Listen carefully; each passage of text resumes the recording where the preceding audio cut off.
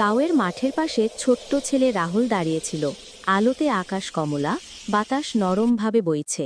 হঠাৎ পিছন থেকে হাঁ হাঁ করে ভেসে এলো ভুতুড়ে শব্দ। ধীরে ধীরে সাদা ধোঁয়া জমে এক মিষ্টি পুতুলের মতো ভূত তৈরি হল।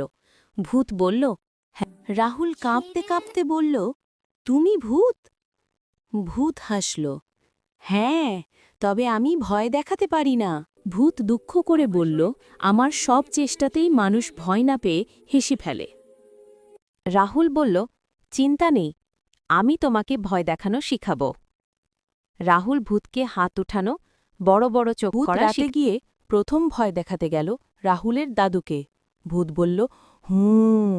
দাদু বললেন, ওরে বাপ, ঠান্ডা। ভূত দুঃখ করে ফিরে এসে বলল, আমি পারলাম না, কেউ ভয় পায় না। রাহুল বলল, ভয় দেখাতে না পারলে কি হয়েছে, তুমি খুব ভালো বন্ধু। ভূতের মুখে হাসি জ্বলে উঠল। ভূত আর রাহুল বন্ধুত্ব করে রাতে লুকোচুরি খেলে। ভূত ভয় দেখানোর বদলে মজার মুখ বানায়, সবাই হাসে। এটাই তার নতুন কাজ। পার্ট 2 দেখার জন্য বাংলা কার্টুন ভিডিও দেখতে এই চ্যানেল সাবস্ক্রাইব করুন।